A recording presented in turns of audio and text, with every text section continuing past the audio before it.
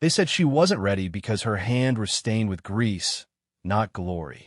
To the young lieutenants with their perfect teeth and unblemished flight records, Warrant Officer Alara Vance was a relic, a ghost who haunted the hangars long after the real pilots had gone to drink and boast. She moved with a quiet economy that they mistook for timidity, her silence for a lack of confidence. At 42, she was older than most of their mothers, her face a roadmap of sun and wind from ferry flights across forgotten quadrants, her eyes holding a stillness that unnerved them. They saw a mechanic with pilot's wings, a support asset, a name on a roster to be used for unremarkable tasks. They never saw the truth coiled deep inside her, waiting. They never saw the woman who had once been a whisper on the lips of generals, a name spoken only in secure rooms where impossible missions were born. The air on Kalos Prime was thin and tasted of rust. It was a forward operating base carved from red rock and desperation, a last stand against an encroaching force known only as the hegemony. The true threat, the tip of their spear, was a mechanized unit codenamed Goliath. It was a phalanx of 7 heavily armored, network tanks that moved with the terrifying intelligence of a single organism. They had shattered 2 divisions in a month, their main cannons turning fortified positions to dust, their integrated anti-air systems swatting fighters from the sky like flies. Hope on Kalos Prime was a dwindling resource, and the swagger of the young pilots in Squadron 11 was a thin shield against a pervasive fear. Alara felt the fear in the metal of her aircraft. She called it Sparrowhawk, an aging F-77 interceptor, a model long since retired from frontline service. The younger pilots flew sleek, state-of-the-art stilettos, their systems humming with lethal potential. They called her Sparrowhawk, the Coffin, or the museum piece. Alara ignored them. She knew the machine not from a manual, but from a lifetime of listening to it. She knew the unique groan of the hydraulic actuators in cold weather, the specific vibration in the fuselage that meant the port engine was running a few degrees too hot. Her hands moved over its fuselage with the tenderness of a lover and the precision of a surgeon. She wasn't just its pilot. She was its partner. They were 2 obsolete things in a universe that prized the new, and they understood each other perfectly. Colonel Madsen watched her from the shadow of the command tower. He was a man worn down by attrition, his face a mask of grim duty. He saw Vance as a problem he had inherited. Her file was thin, almost suspiciously so. Decades of service with little more than transport commendations. No combat record, no kill count, just a long, quiet career moving supplies and personnel. He had been told she was one of the best ferry pilots they had, capable of getting any craft from point A to point B, no matter its condition. But this wasn't point A or point B. This was the edge of oblivion. "Look at her," Lieutenant Croft muttered to his wingman, Lieutenant Jennings. They stood near their gleaming stilettos, radiating the casual arrogance of youth and superior technology. "Polishing that antique. You think she even remembers how to arm a missile?" Jennings chuckled, a sound that grated on the tense air. "My grandfather flew one of those. He said it was a death trap even then. She belongs in a simulator, not a war zone." Alara heard them. She always heard them. Their words were like pebbles thrown against a mountain. They made a sound, but left no mark. She was tightening a pressure clamp on a fuel line, her fingers deft and sure. She ran a gloved hand along the seam, feeling for the perfect seal.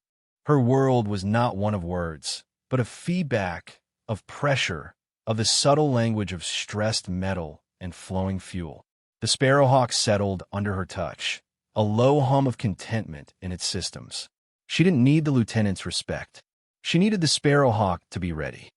The pressure on the base mounted with each passing day. The Goliaths were on the move again, their target a critical supply artery through the Oakhaven Pass. Losing it would mean the collapse of the entire sector. The daily briefing was a study in controlled panic. Madsen stood before a holographic map, his pointer tracing the inexorable advance of the 7 red icons that represented the Goliath unit. "Intel suggests they'll hit the pass within 48 hours, Madsen said, his voice gravelly. "Command has authorized a full-scale aerial assault. Every operational fighter we have. The objective is to slow them down, break their formation, and give our ground forces a chance to fortify the pass. A murmur went through the room. A full-scale assault was a suicide mission. The Goliaths' coordinated anti-air fire was legendary. They would be flying into a meat grinder. "We'll lose half the squadron, sir," Croft said, his usual bravado tinged with a rare note of concern. "We will follow our orders, Lieutenant," Madsen snapped, his patience worn thin. "Flight assignments will be posted in 1 hour. Prepare your aircraft." As the pilots filed out, their faces grim, a problem arose. Lieutenant Renard, a veteran pilot slated for a key position in the assault, had collapsed from a sudden, violent fever, a common affliction on Kalos Prime. They were one pilot short. The flight commander approached Madsen, his expression bleak. "Sir, Renard is down. We don't have a replacement. Everyone else is already assigned." Madsen's gaze swept the hangar. It was a desperate calculation of risk and necessity. His eyes fell on Alara, who was refueling her Sparrowhawk, her movements as calm and methodical as ever. She was the only other pilot on the base, not already part of the primary assault wave. He despised the idea. Sending that old jet, with that unproven pilot, into the teeth of the Goliath unit was madness. But the alternative was leaving a hole in their attack formation, a weakness the enemy would exploit without mercy. He strode over to her, his boots crunching on the gravel. "Vance!" Alara finished securing the fuel cap and turned to face him. She stood straight, her gaze level. "Sir, Renard is out," Madsen said, clipping the words. "I need a pilot. The mission is a high-risk saturation strike on the Goliath unit. Are you capable of flying in a tight combat formation and deploying ordnance on target?" "Yes, sir." Her voice was flat, devoid of emotion. No eagerness, no fear. Just a simple statement of fact. Madsen studied her. He was looking for a sign, any sign, of the battle-ready spirit he saw in his other pilots. He found none. He saw only a quiet woman in a grease-stained flight suit. "Your aircraft is outdated. Its countermeasures are 30 years behind what the Goliaths can throw at you. Its armor is paper-thin." "I am aware of the Sparrowhawk's limitations," Alara replied. "I am also aware of its capabilities." His skepticism was a palpable force. "This isn't a ferry run, Vance. This is the deadliest anti-air environment in the quadrant. There's no shame in admitting you're not prepared for it." He was giving her an out, a chance to refuse. It would have been a logical, sensible choice. Alara looked past him, at the red dust swirling in the wind, toward the distant mountains where the enemy was waiting. She felt the low thrum of her own heart, a steady, disciplined rhythm. She had spent years cultivating this quiet life, burying the person she used to be under layers of routine and unassuming competence. She had wanted peace. But peace was not an option on Kalos Prime. "I am prepared, sir," she said. Madsen stared at her for a long moment, then gave a curt nod. "Briefing in 10. Don't be late." He walked away, feeling like he had just signed a death warrant. In the briefing room, the atmosphere was thick with tension and scorn. When Alara took her seat, a space cleared around her, as if she were contagious. Croft and Jennings exchanged a look of open disbelief. She was assigned to their wing, flying in the trailing Reaper 4 position. Her job was to follow their lead, release her bombs when they did, and try not to get shot down. "Just stay in formation, Reaper 4, Croft said over the comms during the pre-flight check, his voice dripping with condescension. "And for God's sake, try to keep up." "Understood, Reaper 1. Alara's voice came back calm and steady. As the engines of the squadron roared to life, the sound was a declaration of war. The sleek stilettos lifted off with aggressive grace. Alara eased the throttle forward, and the Sparrowhawk responded with a familiar shudder. It was not a graceful machine, but it was a powerful one. It climbed into the sky with the rugged determination of a bird of prey that had survived 1,000 storms. Below, the red landscape of Kalos Prime stretched out, beautiful and deadly. They flew in a tight diamond formation, a spear aimed at the heart of the enemy. Alara held her position flawlessly, her Sparrowhawk seeming to anticipate every minor course correction from the lead jets. Croft and Jennings, expecting her to struggle, found her presence on their wing unsettlingly perfect. It was like flying with a ghost. Approaching the target area, the flight lead announced, "Expect enemy contact." The world dissolved into a chaos of light and sound. The sky erupted with tracer fire and the black puffs of flak. Alarms shrieked in every cockpit. The Goliaths had seen them coming. "Break and engage. Weapons free," the commander ordered. The formation shattered. The stilettos dove, jinking and rolling to avoid the wall of fire rising to meet them. Alara followed, her eyes scanning her instruments, her mind a cold engine of calculation. She wasn't watching the flak. She was watching its source. She saw the patterns, the rhythm of the enemy's integrated defense system. It wasn't random chaos. It was a carefully orchestrated net. "Reaper 1, break right hard." Croft yelled, his stiletto shuddering as a proximity shell detonated nearby. "They've got us bracketed." "Reaper 2, I'm targeted." Jennings screamed, his voice high with panic. A stream of red tracers was latched onto his tail. Alara saw it. Jennings was panicking, his evasive maneuvers becoming predictable. He was flying straight into the kill box of a second Goliath tank that the others hadn't spotted, hidden in a rocky alcove. The main squadron was focused on the 5 visible tanks, completely unaware of the trap. "Reaper 2, reverse your turn. Now." Alara's voice cut through the chaos, calm and authoritative. "Negative, I'm evading." Jennings shouted back, yanking his stick harder.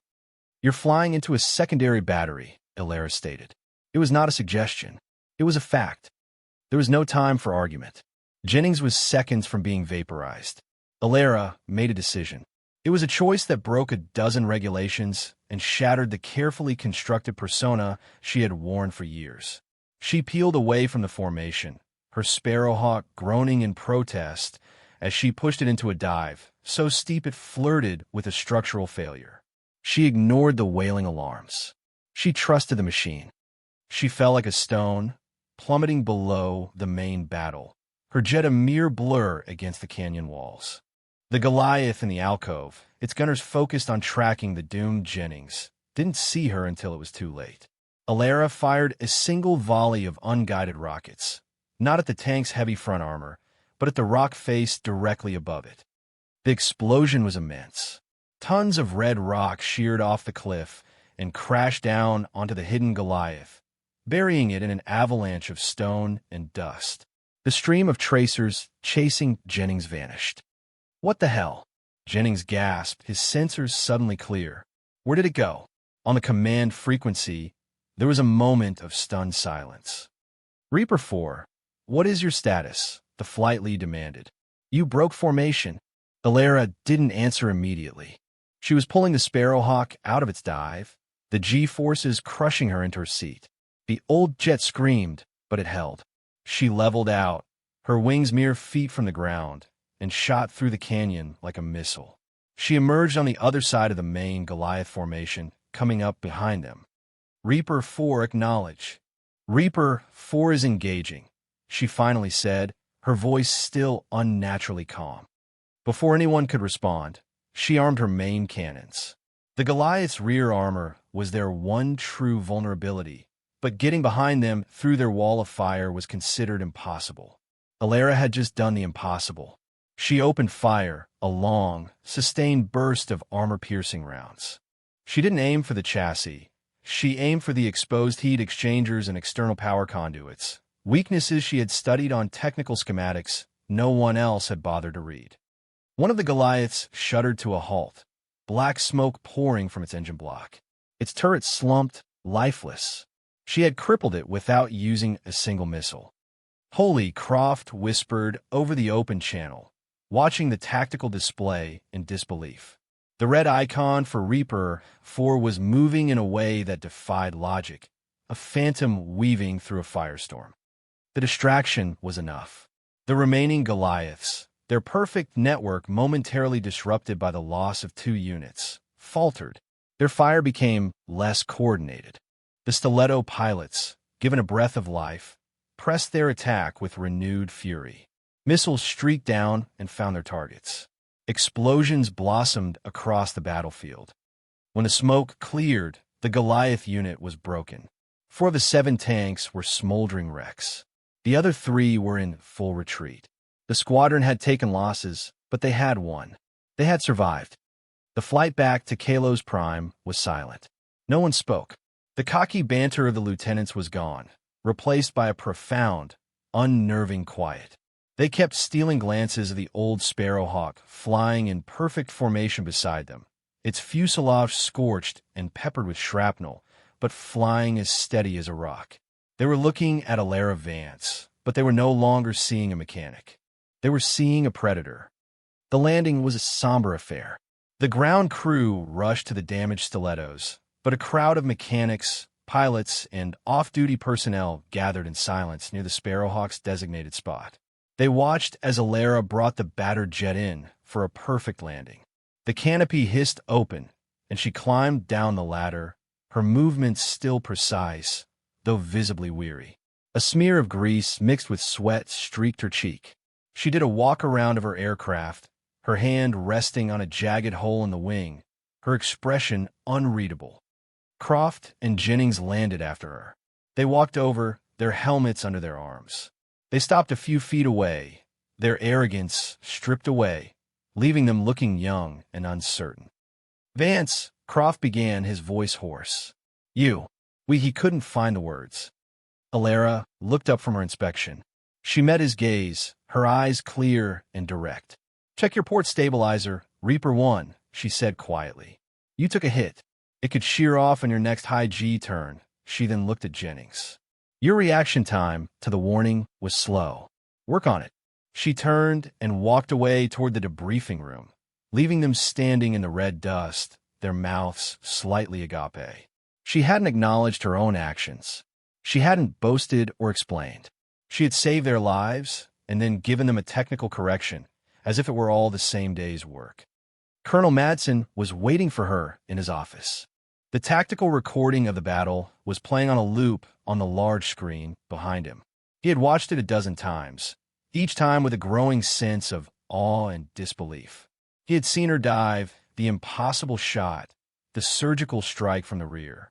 It wasn't the flying of a fairy pilot. It was the flying of an apex predator, a ghost from another era. He shut it off as she entered. He gestured to a chair. She remained standing.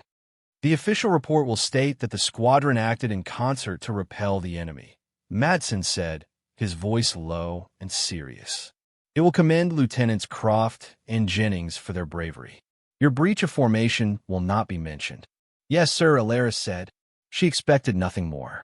The system protected its own. "But you and I," Madsen continued, leaning forward, "will have a different conversation." He tapped a few commands into his console. A file appeared on the screen. It was her service record, but this one was not the thin, sanitized version he had seen before. This one was thick with blacked-out sections, paragraphs of redacted text that spoke of operations so secret they were officially denied. But one word, a single call sign, had been left uncovered, perhaps by mistake, perhaps by someone who knew he would one day need to see it. He looked up from the screen, his eyes locking onto hers. All the skepticism was gone, replaced by a deep, humbling reverence. He felt like a man who had been unknowingly sharing a room with a thunderstorm. "They had you flying cargo runs," he said, his voice barely a whisper, "for 10 years. Moving spare parts and VIPs." He shook his head slowly. "The Wraith of Cygnus X, one the pilot who single-handedly disabled the dreadnought Starfall with a void-bombed asteroid. The sole survivor of Operation Nightshade. The one who he trailed off the list of legends too long, too unbelievable. We all thought you were dead, or a myth." Alara's expression did not change, but for a fraction of a second, a flicker of an old pain crossed her eyes. A memory of fire and loss, of comrades she couldn't save. The silence was the reason she had left it all behind. She had sought anonymity as a shield against the ghosts of her past. "I'm a warrant officer assigned to this base, Colonel," she said, her voice steady. "My duty is to maintain and pilot my assigned aircraft." Madsen understood. She was not asking for recognition. She was not asking for anything.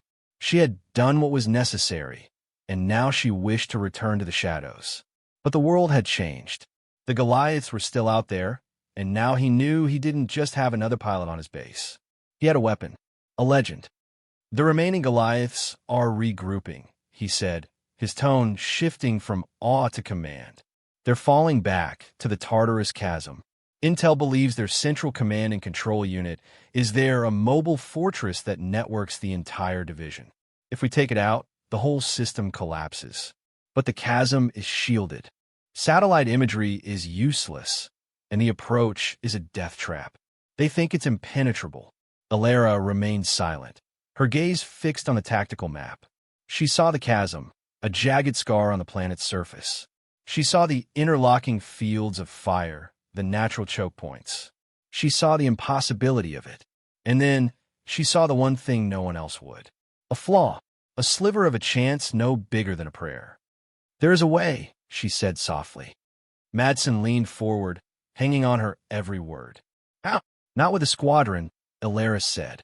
"A full assault will be detected miles out. They'll be slaughtered before they even see the target." She pointed to a thin, winding tributary canyon that snaked its way toward the main chasm. On the map, it was marked as a dead end, too narrow and geologically unstable for flight. The hegemony thinks this is impassable. Their sensor coverage here will be minimal. They'll be looking up, not sideways. "That canyon is a suicide run," Madsen countered. "The wind shear alone would tear a stiletto apart." "A stiletto, yes," Alara agreed. "It's too rigid. It flies by computer. It can't feel the air. The Sparrowhawk is older. More tactile. I can fly it manually. I can feel the currents." Madsen stared at her, the sheer audacity of her plan settling in. One pilot, one obsolete jet, against the heart of the enemy's most feared weapon. It was insane. It was also the only plan he had heard that didn't involve sacrificing dozens of his people. It was a choice between a certain massacre and a miracle. He looked at the woman standing before him, the living myth who fixed fuel lines and flew like a vengeful god. "What do you need?" he asked, his voice filled with a new and absolute trust. "Full fuel load," Alaris said, "and a custom ordnance package. 2 scythe bunker busters and 4 Whisper EMP charges. And I'll need the hangar to myself for 3 hours. The Sparrowhawk needs to be balanced perfectly." "It's yours," Madsen said without hesitation. He stood up, a gesture of profound respect. "Good luck, Wraith." For the first time, a hint of something shifted in Alara's stoic expression, a quiet acknowledgement of the name she had tried to bury. She gave a single, sharp nod. "I will not need it, sir." She walked out of his office, her steps even and sure. The hangar was cleared. Under the harsh work lights, Alara Vance became a different person. She moved with an intensity that bordered on frightening. She wasn't just preparing a jet. She was performing a sacred ritual. She directed the nervous ordnance crew with clipped, precise commands, overseeing the loading of the specialized bombs. She personally calibrated the flight control surfaces, her touch so sensitive she could detect a millimeter of imbalance. The Sparrowhawk seemed to absorb her focus, its old frame humming with a newfound sense of purpose. It was no longer a museum piece. It was a scalpel being sharpened for an impossible surgery. As she prepared to board, Croft approached her. He stood at a respectful distance, his face etched with humility. We just wanted to say, fly safe." He managed to get out. It was a clumsy, inadequate sentiment, but it was genuine. Alara paused on the ladder and looked down at him. "Stay off the comms unless you are on fire," she said. "I need silence." Then she climbed into the cockpit and sealed the canopy, shutting out the world. The Sparrowhawk took off into the deepening twilight, a lone ship sailing into a dark sea. She kept it low, a shadow skimming the red rock, her flight path a jagged, unpredictable line designed to fool any long-range sensors. She flew without instruments, her eyes on the terrain, her hands on the stick, feeling the soul of her machine. When she reached the entrance to the Tartarus Chasm's tributary, she took a steadying breath. This was the point of no return. The canyon was a claustrophobic nightmare, the walls so close she could see the texture of the rock. The wind howled, grabbing at her wings, trying to smash her against the cliffs. She didn't fight it. She danced with it. She let the sparrowhawk ride the currents, using the gusts to help her pivot through hairpin turns. Her body was fused with the aircraft, every nerve ending extended to the tips of its wings. This was not flying. This was an art form born of impossible skill and inhuman discipline. Deep within the main chasm, the Hegemony command tank, a behemoth twice the size of a normal Goliath, sat at the center of a web of power cables and communication relays. Its commander felt secure, protected by an impenetrable fortress of rock and steel. Their sensors showed nothing. Their sky was clear. Then Ilera emerged from the tributary canyon. She wasn't above them. She was beside them, a ghost bursting from a wall of rock they believed was solid. She was a flaw in their logic, a beautiful, terrible impossibility. Alarms blared inside the command tank, but it was too late. The chaos was absolute. Ilera had the gift of temporal distortion that only the greatest combat pilots possess, the ability to slow down time, to see the battle not as it was, but as it would be 3 seconds from now. Her first pass was silent. She released the 4 Whisper EMP charges. They detonated in a ripple of blue light, sending a wave of electromagnetic energy across the chasm floor. The Goliath's sophisticated targeting systems flickered and died.